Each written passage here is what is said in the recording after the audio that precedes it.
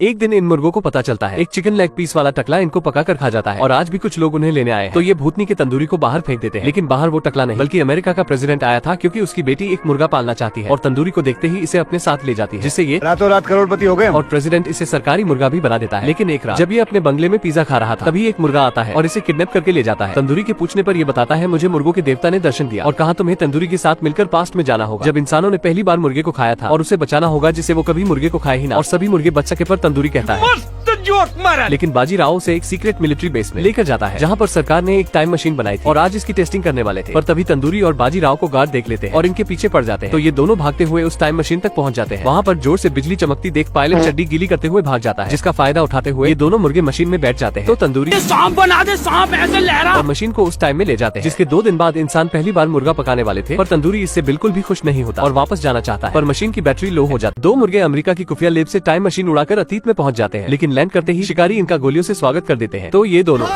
लेकिन तभी एक मुर्गा मंडली इन दोनों को बचा लेती है और अपने घर लेकर जाती है, जहाँ बाजीराव उन सभी को बताता है कि हम भविष्य से आए हैं, अगर कल के त्योहार से हमने मुर्गों को बचा लिया तो बल्ले बल्ले हो जाएगी। पर कोई उसकी बातों पर ध्यान नहीं देता और मुखिया कहते हैं। फिर मुर्गों का मुखिया सभी मुर्गों को काम देता है कि जाकर देखो शिकारियों ने आगे क्या जाल बिछाया है। तो ये सभी निकल पड़ते हैं, पर तंदूरी और जेनी देखते हैं कि शिकारी मुर्गों को पकड़ने के लिए जाल बिछाकर चले गए हैं। तभी ये भूतनी का तंदूरी नीचे गिर जाता है, जिससे सभी जाल बेकार हो जाते हैं। इससे जेनी बहुत खुश होती है और कहती है और ये मिलकर वैसे ही सभी ट्रैप को खराब करने लग जाते हैं। लेकिन तभी शिकारी भेड़िए इनके पीछे पड़ जाते हैं, जिससे ये काफी हैरान होते हैं, क्योंकि शिकारी इनके घर के बहुत करीब आ चुके थे। तो ये भागने लगते हैं, उन्हें बचने का कोई तरीका समझ नहीं आता। तो तंदूरी जेनी को टाइम मशीन में ले जाता है। तभी शिकारियों के लीडर को बहुत अचंभा होता है और वो बीड़ी की दुकान तो तंदूरी जेनी को अंतरिक्ष में ले जाता है, जिससे जेनी को विश्वास हो जाता है कि ये 1.5 फुटिया भविष्य से आया है। फिर ये दोनों वापस धरती पर आ जाते हैं। तो टाइम मशीन तंदूरी को कहती है बैटरी फुल है, अगर तुम घर जाना चाहो तो। पर तंदूरी उसे मना कर देता है, क्योंकि अब वो भी जेनी को पसंद करने लगा है। तो टाइम मशीन कहाँ वो और कहाँ तुम।